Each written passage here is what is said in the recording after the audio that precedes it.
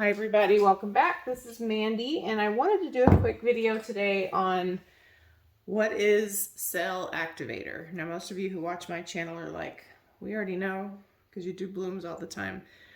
But I just want to have a reference for people who ask what it is, because I feel like it's real easy to say something like it belongs to the bloom technique, but somebody kind of has to go down a rabbit hole to know what that means. So I have a video in the description box that's a mixing tutorial for blooms, where I tell you about ingredients that I use as an example. It's not comprehensive of everything, but I have to make Cell Activator today, so I thought it would be really helpful if I just did a quick video where I explained it and just talk about Cell Activator for a quick hit video for that question, because I do get it often.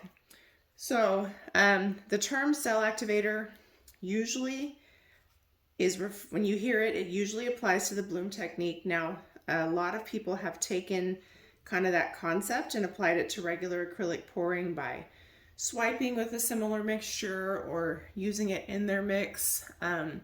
So I'm just going to kind of explain it as it relates to the bloom technique, as a quick reference point. I will start off by saying I have taken the Sheleeart Bloom course. I found it helpful. I realize there's a cost. I realize there's a lot of people doing art courses these days. So this is not intended to be like a major promo, but I do have a discount code in the description box if you decide to take the course. I found it very helpful. The ongoing support and the ongoing lives and stuff are helpful to me. So the bloom technique is hard. It's not easy. Some people adjust to it really easily. I have done blooms for over 2 years and it's still hard. And some days I'm like, yay! And then other days I try and have a terrible time painting. One of the reasons it's hard is it is an advanced technique, but there's so much chemistry that goes into it. So I won't get into a ton of that today, but your consistency has to be right. Weather conditions can affect it. Paint too thin, too thick matters. Even too glossy can matter. So I say all that to say that this is a technique that takes some time. If you're learning and you're frustrated, don't give up. It's so much fun when it goes well. I think even for Shelley herself, there's probably days where she doesn't get the results she wants, although she probably doesn't have as many days like that as the rest of us. But anyway, I have a link below, a discount code below. I definitely think it's worth it. So just for what it's worth, it is a really fun technique. Can you learn the technique without the course? Sure you can, but it might be easier with. So anyway, with that said, I'm not going to teach you how to make Cell Activator without Australian Floetrol. There are ways to do it with American Floetrol. Some people are great at it. I do not want to do that because I don't have time. I just do what works, what's easy. I get my Australian Floetrol from Pixel Paint Designs. There's a 10% discount code in the description box below. She ships from the United States. She has the best price I have found. It was just as inexpensive to order from her as it was to order from eBay and wait forever for it to come from Australia. That's also where I get my boom gels and that kind of stuff. So that's just for what it's worth. I have all kinds of discounts in the description box. I've got a link to my Facebook group. I have a link to my bloom mixing tutorial. So I just wanted this to be a way for you to come and learn kind of quickly what is a Cell Activator. So I'm going to kind of get into it while I make it. So the Cell Activator is the top part of the bloom technique. So if you were to do a bloom, you usually have 3 stages. You have your pillow paint, which is your house paint that goes down first. I'm not obviously going to demonstrate that, but you have your house paint that goes down first. That moves things around for you. That's its job. That's why it's called a pillow. And then you have what you mix your colors into, which would be like, you know, this is your color you would put down on top of the house paint. So you usually do that in puddles or drizzles or whatever. Your Cell Activator is the very final thing that goes on the top of that. And then you blow out that mixture over your paint. So that's why it's called a cell activator, because there's something about Australian Floetrol that if it mixes with the right thing underneath, which is why the bloom recipe is so perfect for it, it cells up, and the lacing and cells are very unique compared to almost anything else you see. I didn't even bring a bloom in here to show you. Let me see if I have one. All right, this is an 8-inch round, but these cells, there's no silicone in this. So as we blow out the cell activator, it interacts with the paint underneath, and you get these really cool cells that are, this piece is dirty by the way, that often have really great dimension, and we call them peacock cells because there's multiple colors represented in the cell. So really fun stuff. So that cell activator is what I'm going to make today. That's what I'm talking about. It's that little puddle that goes across the top, and then it interacts with those colors. So you can blow that out with your breath or with a dryer of some sort. And the blow is the difficult part. It's usually the part that everybody gets frustrated about. So Australian Floetrol works uniquely different than American Floetrol. They're not the same. There's something in Australian Floetrol that just is like the magic sauce for the cell activator for the bloom technique. Again, there's ways to make American Floetrol work. I have artist friends who do it. I don't spend a lot of time on that. My friend Sheldon from Sheleeart Art is a great reference. He does it. But I'd much rather take the easy way out. So that's what this video is. Okay, so generally speaking, and this cup is dirty, sorry, this is not the most high-class video. Generally speaking, a good baseline is 3 parts of this to 1 part paint, but you have to learn the consistency, because if you have a heavy body paint, it might be 4 or 5 parts of this to 1 part paint. Most people gravitate toward Amsterdam. It is probably the most fail-safe, economical choice. You want titanium white, not zinc white, titanium white, or like Mars black, lamp black, oxide black, even Payne's gray. Typically, an opaque or semi-opaque cell activator works better. Transparent ones work well, but they give you more lacing than cells. Cells would be like what I showed you in this picture, or in this piece.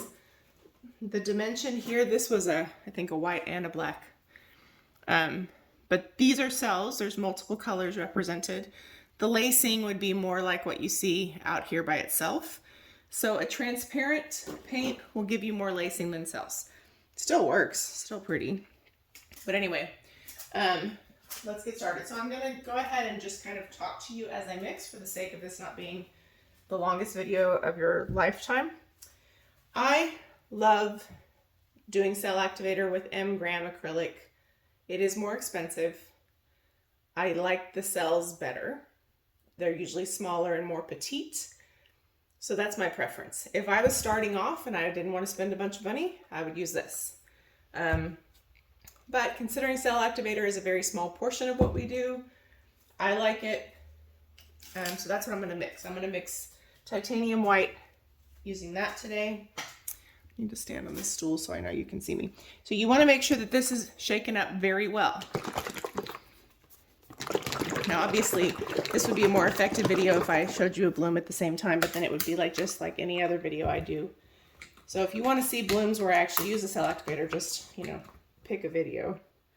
We're not doing that today. So I usually start off with, and I mix small batches because if I don't have a lot of time to paint, it gets old really fast. And even Shelley would tell you that it's always going to work best when it's fresh. Now, I have freshened it up by adding a little more Floetrol to it, but it does work best fresh. I like to mix 1 part in. There's some paint in there. Oh, well. This is a paint cup I peeled the paint out of. I like to put 1 part of the Floetrol in and then 1 part of paint and mix those 2 real well and then add the rest of the Floetrol. That's just my personal preference. So I don't always measure, but So this is 1 part paint to 1 part Australian Floetrol. Oh, and I'm getting paint junk in here. No bueno. Okay, so I'm just gonna mix it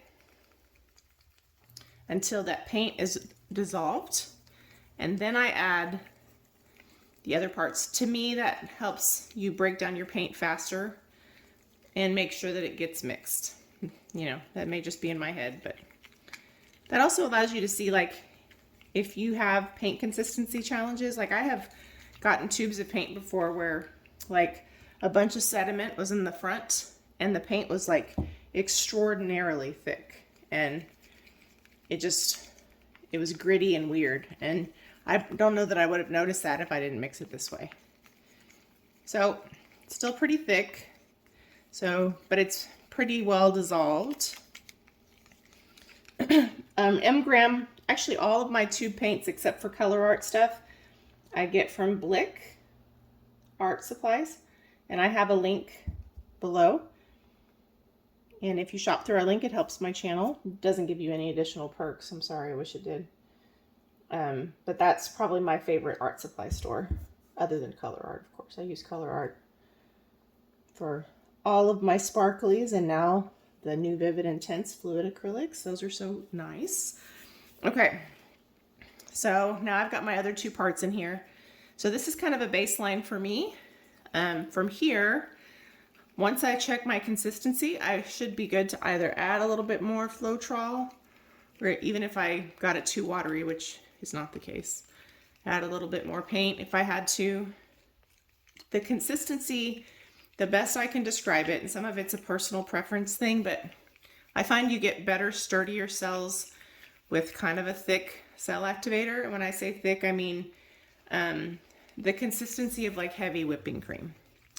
And usually you can kind of tell if you swipe the side of the cup, and I don't even know if you can see that what I'm showing you. So if you swipe the side of the cup and it kind of separates like fat and cream would, that's kind of what you're looking for. When you put it over your colors, you can also tell because it gets a little halo around it. So the other thing is you kind of want to see how it drips off the stick. Now, I don't have a perfect way to measure this yet, but you want it to flow off your stick without just dripping off your stick. So it's flowing, but it's still a little thick.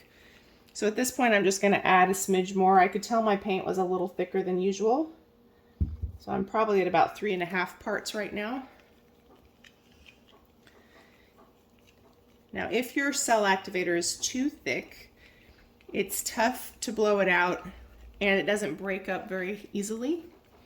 But if you successfully blow it out, it gives you pretty decent results. If it's too thin, your cells won't hold up. You might have a beautiful blowout, but like a few minutes after you blow it out, it is crap. Okay, so you can see a little bit better now. I don't know if you can tell. You can see a little bit better now. It's kind of separating on the side. It's flowing off the stick a little bit better. It's still a wee bit thick. Your paints will also fluctuate when it's hot or cold outside. They'll thin out when it's hot.